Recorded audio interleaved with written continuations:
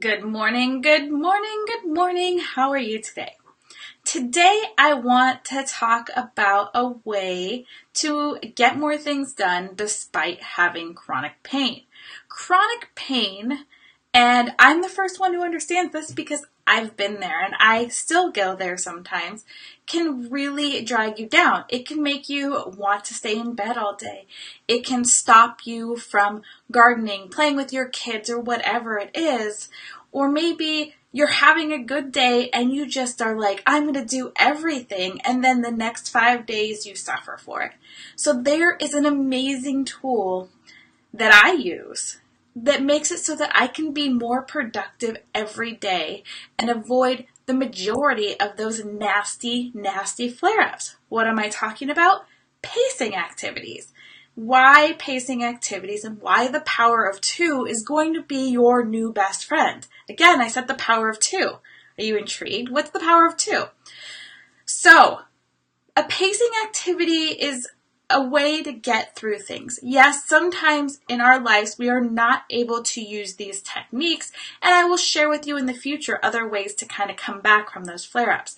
But to prevent the flare-ups, pacing might be your go-to. And this power of two, pacing, might be something that you can use every day. So what do I mean by the power of two? So I want you to think about an activity that you do, whether you have to do it, whether you enjoy doing it, whether you want to be doing it, but you're afraid. So I'm going to use hiking for my example of power of two because it's something that I struggled with for a long time. So I have chronic pain disorders and diseases, and I've been diagnosed with them. And every day I wake up in some sort of pain, whether that's a 1, 2, 5, whatever it is. Some days I wake up in an 8, and it's horrible. But if wake up and you're having one of those decent days, you know the ones I'm talking about if you suffer from chronic pain, where you're like a 2 or a 3. It's still there, it's not gone, but you're like, this is great. I might not have a lot of energy. I might feel fatigued, but my pain is down, so I am going to accomplish everything today. So you set out to accomplish everything. Well, you want a little bit of joy, so let's say you put a hike in the first part of your day so you can get moving. Well, for me, I used to push myself up this hill every morning. And I'd push and I'd push and I'd push. By the time I got to the top, I was in so much pain that I would cry all the way down the hill.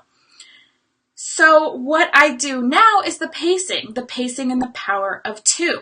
And what this is first, before you start an activity, whether it's a hike, maybe it's doing dishes, just the act of having your arms up and having to scrub hurts your shoulders, hurts your back, whatever it is, whatever your activity, remember the power of two. So for the power of two, before you start your activity, what is your pain level number? So let's say for me, I start a hike at a pain level of a 3. And I'm walking up this hill, and 15 minutes into this hike, all of a sudden I've spiked to a 5. So there's up 2. So I just went up 2. So now it's time for me to do a different activity to start to bring that level back down. So during my hike, as I spike from a 3 to a 5, I take a break. What I do, there's 2 different things I do for these alternative pacing breaks. One, if it's really bad, I will find a comfortable seated position either on the ground, on a rock, and I will do some deep breathing exercises to kind of release that tension. Because for me, now I've noticed that the pain is actually tension. And if I can release the tension in that area, the pain level will go down. So I will do deep breathing exercises and be mindfully present in the moment. I could be sitting, I could be standing, I could be whatever position is comfortable for me where I can get these deep breaths in so that I can release that tension and release some of that pain. The other thing I do is, again, it's with breathing, but I do stretching. So I will find a way to stretch different areas of my body with deep breaths so that, again, I can release that tension that I've just put on my body hiking up that hill and brought my pain level up. As soon as I start to notice the pain level go down, as soon as it goes down by the power of 2, I continue on with my activity. So pacing is about breaking up those activities that cause the pain, that cause the flare-up.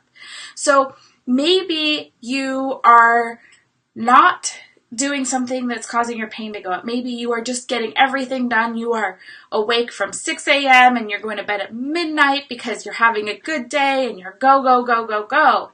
Well, during that good day, make sure that the power of 2 is like your exhaustion level, or the power of 2 based on what you have to do and what you want to do, so that you give your body a chance to not have a flare-up the next day. So by the power of 2, in that case, if you're having a good day and you can't go by your pain level, it's, okay, I'm going to do this activity for this amount of time. And then I'm going to do an activity that I know isn't going to flare up my body. So maybe it's you're sitting at your desk for 50 minutes, typing away, getting work done, super productive. Get up for 10 to 15 minutes after that 50 minutes. Make sure that you stretch. Make sure that you are releasing that tension from being in that position. This could be maybe if you're go, go, go, and you're doing all these things that are mental activities. Take a 5-minute mental break where you are just sitting and relaxing, letting go of those thoughts. That's a pacing activity. If you are able to master these pacing activities during the day, whether it's a day where you're starting with pain, you're using the power of 2, by the power of 2, your pain levels increased and then your pain levels decreased, or the power of 2 where you're using your power hour and then you're coming back on the second power, which is of the power of 2, is taking a break so that you can relax out the tension, so that you're not constantly going, so you burn yourself out, so you have those 3 days of flare-ups afterwards. So again, pacing is super important, and it's my favorite tool because it's really easy to use. Whether you're working for someone, whether you're not, working for yourself, whether you have kids, whatever it is, there's a way that you can pace. I want to know what activities you do first that you want to do, second that you do that cause pain and cause flare-ups, and what you do on good days so that you can prevent the bad day that's coming by pushing too far. So I challenge you to let us know in the comments. And if you need more information, I am here for you.